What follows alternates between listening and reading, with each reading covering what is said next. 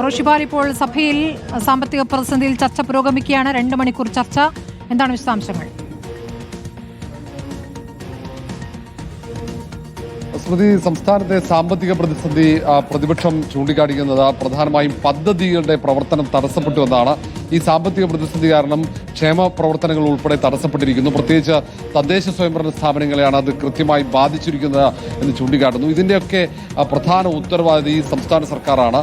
കേന്ദ്ര സർക്കാരിനെ പൂർണ്ണമായും കുറ്റപ്പെടുത്താൻ കഴിയില്ല. കാരണം സംസ്ഥാനത്ത് നികുതി പിരിവ് കാര്യക്ഷമമായി നടക്കുന്നില്ല.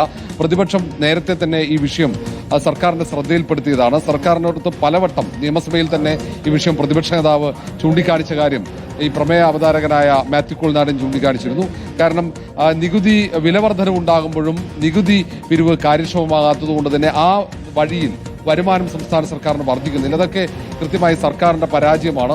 അതുകൊണ്ട് തന്നെ ഈ പ്രതിസന്ധിയുടെ ഉത്തരവാദിത്തം സംസ്ഥാന സർക്കാരിന് തന്നെയാണ്. അതിനൊപ്പം തന്നെ തദ്ദേശ സ്വയംഭരണ സ്ഥാപനങ്ങളുടെ ഫണ്ട് ഉൾപ്പെടെ അത് തടയുന്നത് അത് കൃത്യമായി സർക്കാർ അനുവദിക്കുന്നില്ല. അതുകൊണ്ട് അവരുടെ പ്രവർത്തനങ്ങൾ അവതാളത്തിലാകുന്നത് അടക്കം ചൂണ്ടിക്കാണിച്ചുകൊണ്ടാണ് പ്രതിപക്ഷം ഈ വിഷയം ചൂണ്ടിക്കാട്ടുന്നത്. അതേസമയം കേന്ദ്ര സർക്കാരാണ് സംസ്ഥാനത്തെ പ്രതിസന്ധി കാരണമെന്ന് ചൂണ്ടിക്കാട്ടുന്നു ഭരണപക്ഷം. അതിനൊപ്പം തന്നെ സംസ്ഥാനത്ത് കാര്യങ്ങളൊക്കെ കൃത്യമായി നടക്കുന്നുണ്ട്. സാമ്പത്തിക പ്രതിസന്ധിക്കിടയിലും ഈ ക്ഷേമ പ്രവർത്തനങ്ങൾ കൃത്യമായി നടപ്പിലാക്കാൻ ഇച്ഛാശക്തിയുള്ള സർക്കാരാണ് സംസ്ഥാനത്ത്. സഭ നിർത്തിവെച്ചുള്ള ചർച്ച പുരോഗമിക്കുകയാണ്. റോഷിബാലാണ് വിവരങ്ങൾ നൽകിയത്.